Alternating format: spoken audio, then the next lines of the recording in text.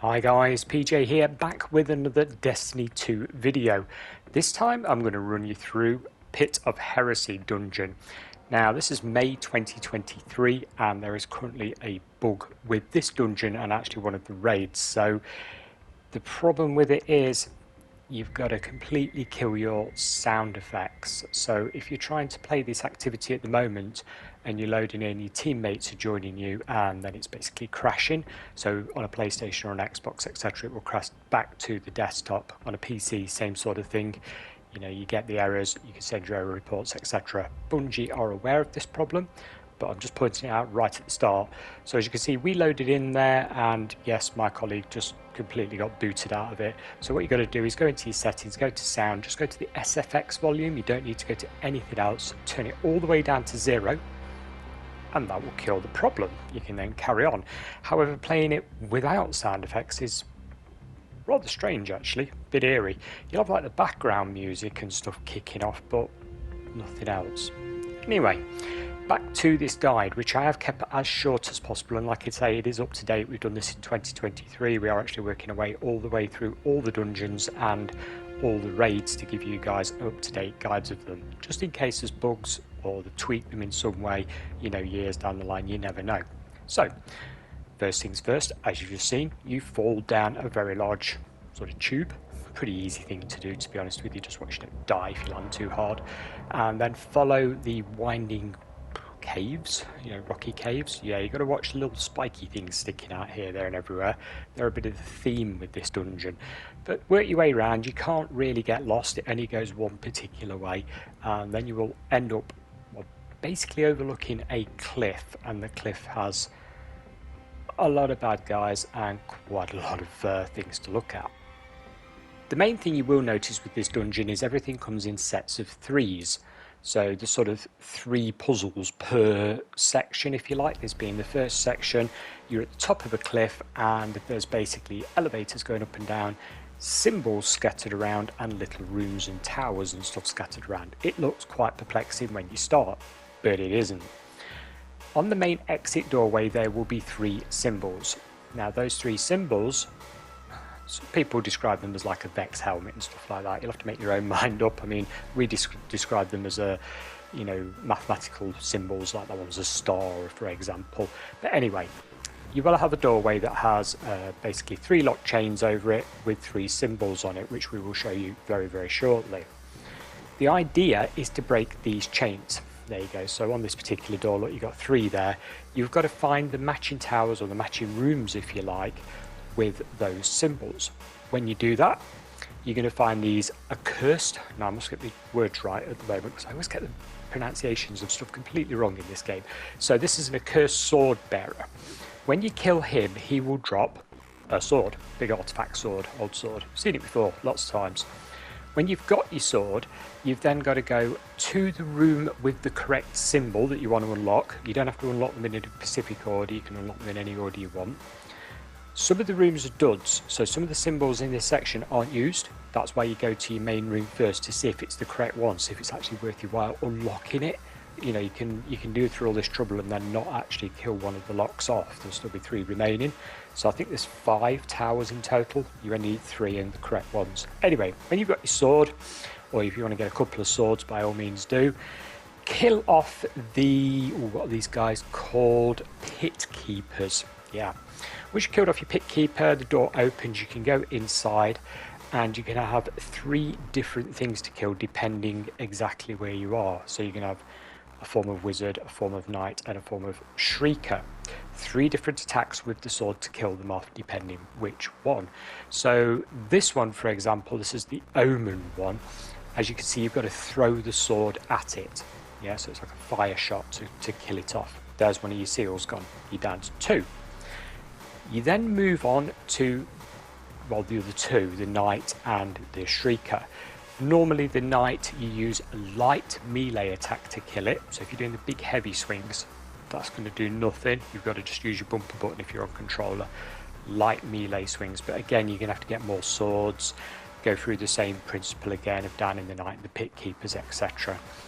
And then go in the room and, like I say, sort of nice and easy swings at it. You can normally panel it pretty quickly. Just kill that. Need to kill myself there, as you can see, but that's easily done. I'm sure we've all done that before. I certainly have. When you get to the Shrieker room, just be aware, I mean, them things fire really quickly, as you know, and there's normally some acrolytes and bits and bobs on the ground as well.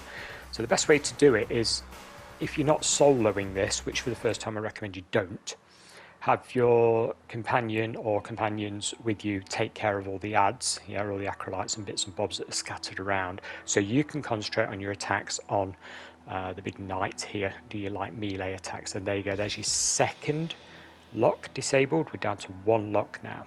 Like I say, your third one is the Shrieker. This one you've got to defend, so just basically press the block button, whatever platform you're on, and aim its own shots back at it. So as you saw there, you sort of get a little rectangle, little aim thing. Point that back at it. It can be tricky because it's dark, and direct its shots back at it. Its own shots will kill it. Once you've killed all three, a beam of light will appear, the big green one that you can see. Go to the big green beam of light. It can be, anywhere. It can move around. It might not necessarily be here. And the door will be open. This is your first goodies chest. Yeah, so you get your first reward here. Now, if you've never done this before, it does have its own loot. Some of it is now in the loot pool for RNG, but this dungeon, it's an old dungeon, does have its own loot, so it's very much worth doing. And to be honest, it's a really fun dungeon. It's a nice one to do. I find it quite entertaining. Anyway, off topic. Moving on, you get to the end of this and there's loads of doors. Yeah, totally ignore them. Don't go to the doors, guys. Total waste of time. Look down there. There's a green glow coming out of a crack. Yeah. Now, I was actually Sherpering the person that's with me on this, so you'll see me shooting at various locations. It's the default pointing things out in the game, isn't it? So pay attention to that. Drop down into this crack. And the only way I can say this is to work your way along until you come out to the end. This is a bit like a maze in a way, but it's not that big. In this area is 3 gated off doorways, got like green force fields over them. There's ogres walking around protecting it. You can't kill the ogres, but you can distract them. So if you're working in a team, if one person concentrates on the keys and a couple of them concentrate on keeping the ogres out of your way, you're laughing. But you are going to have to shoot little doorways open and then duck under them. So there we go, there's a little doorway. We'll shoot that, duck under it out of the way of the ogre, until you find another big knight. When you find another big knight, or he finds you, as the case happened with us, he's got a big yellow health bar over the top of him, and he's carrying like a key, so he will drop an orb, familiar stuff to Destiny players. But basically they're what you're looking for. You're hunting for these knights, okay, and he has got a posh name there, Heretical Knight, I think that was pronounced. You drop the orb, pick the orb up, the orbs do disappear. So you've got to get them pretty quickly, which is not too easy if there's an ogre kicking around. So grab the orb, use your other person that's with you to distract the ogre, or in my case to die, but you can get away with it, sort of thing. Make your way to a gate. They're normally on the farthest outskirts of this maze, so you sort of go in all the little tunnels and you'll pop out in the big corridors. When you're in the big corridors, if you run all the way to the end of them, you normally find a gate. I can't really describe the maze any better to you. I mean, even people have tried to draw a map of it. It's a complicated little place. But keep ducking in and out of the tunnels, keep getting the knights, and keep getting the orbs. So there we've planted one orb and the doorway's still up. I said to you at the start of this guide, you need to do things in sets of 3. Yeah, sets of 3. We need 3 orbs. There's basically 3 knights, etc, etc. There we go. There's our second orb there. My friend there bringing it along. Pop, second one, or third one even. Sorry, we missed one there, but there was 3, I assure you. You then open up to the next encounter, if you like. This encounter is similar. Okay, so you've got a lot of worshipping acolytes down there and stuff like that, and basically the platform we're looking at, you've got to stay on it, or one of you's got to stay on it. You can leave it for a little bit, but if you leave it too long, basically the platform explodes and you will die, you will wipe. So you've got to keep really at least one team person on that platform most of the time. I do stress the point most of the time, because you can solo this dungeon If you're one of these people that's got a god build and you know, really good, you're probably not watching this video if you're one of them people. But, you know, we're not. We play Destiny a lot, but we haven't got the perfect rolls of everything and what have you. You know, we're pretty much like you guys, but we seem to get along, shall we say. So, anyway, you got this lovely burning thing going on. Stand here. Ideal if you're a warlock, because obviously you could put a health rift down on it. There's a lot of stuff comes at you. There's acrylites. There's 3 locations, left, right and centre. Each one of them will spawn, wait for it, yeah, a big knight with a big yellow bar above his head. Guess what?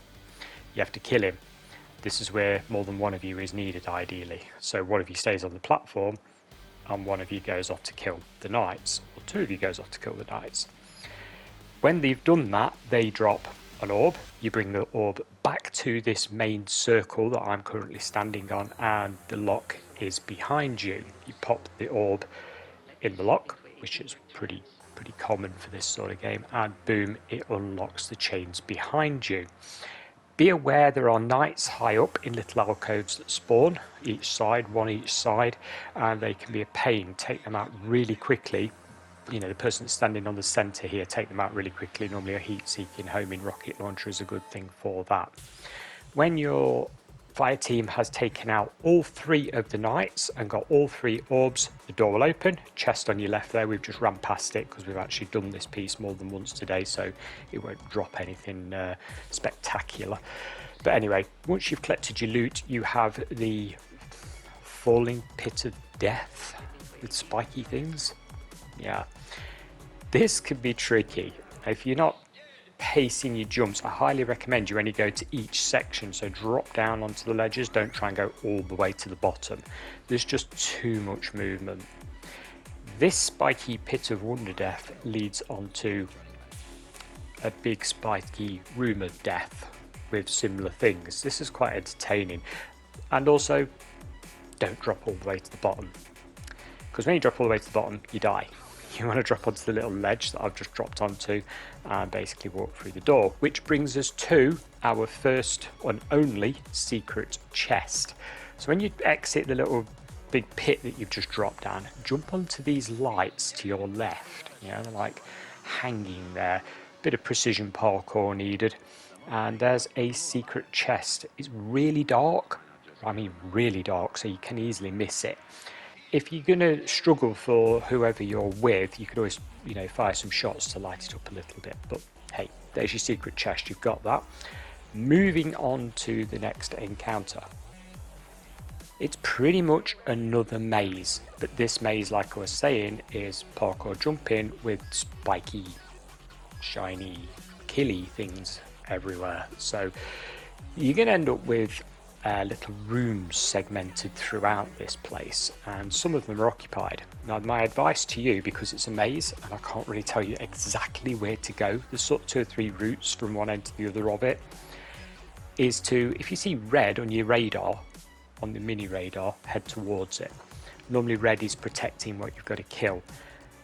Yep, you got to kill 3 things to unlock 3 locks. Like I say, it's a reoccurring theme on this. More than likely you will die. Even if you're super experienced at it, you're going to fall off and die. It's very easy done. You know, we always have a laugh trying to get through this. It's just you bounce off a rock or get impaled by a light or whatever. Timing of some of the jumps is critical, because although some simple ones like this one, you can just wait for it to go and jump over. Some of them you got to wait for them to sort of end their swing and come towards you, so you jump over them and land on the other side where they swing to. Can be quite tricky, and again, it's very, very, very dark in places, so seeing the little ledges you're going to land on is pretty difficult. But anyway, once you've got your parkour all sorted out and you sort of know where you're going, like I say there, it is dark. My teammate that I was with there couldn't even see the ledge that I was standing on, so I lit it up with some bullets. It is handy to do that.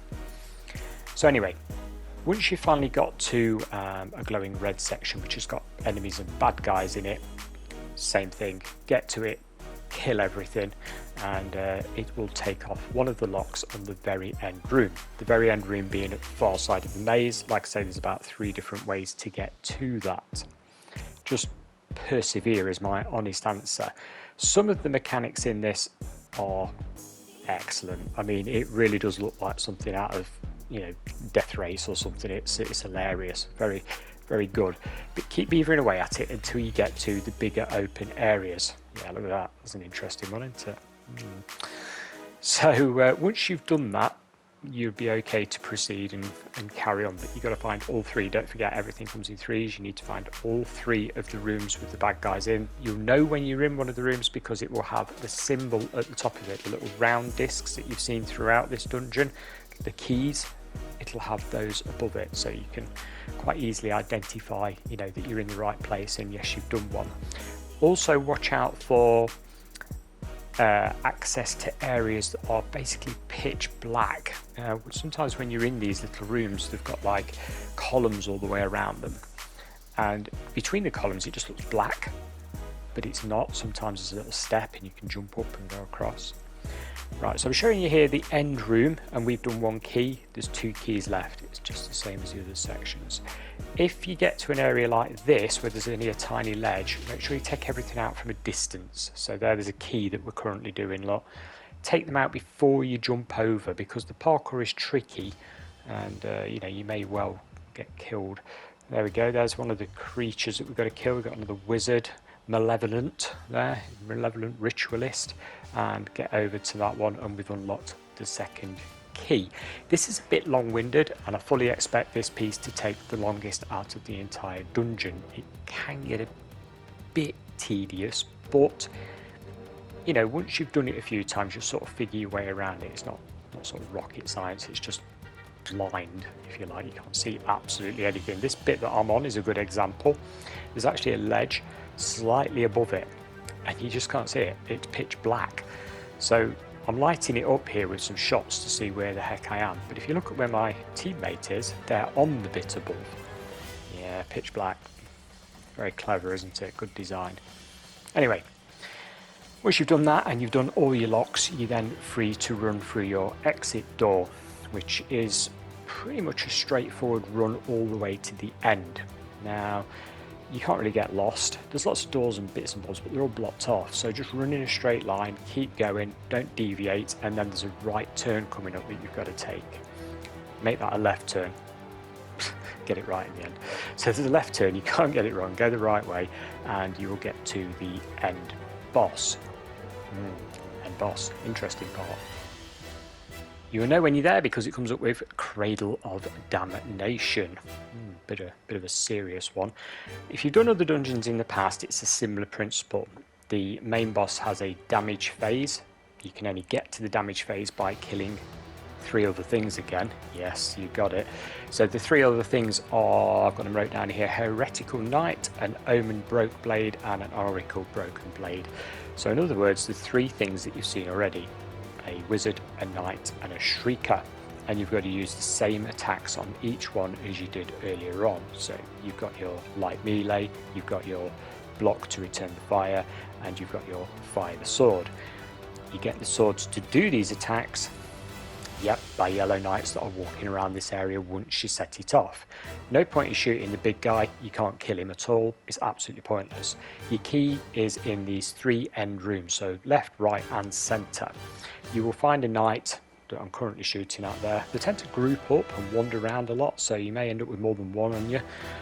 Basically, you've got to get those, kill them, pick up the sword, do a lot of reviving in our case here. This was a bit of a comedy moment. We ended up literally reviving more times than we did killing the thing, but still, like I say, this was a Sherpa run for me. I was showing how it was done, and we didn't have a third, so yeah, it was pretty busy.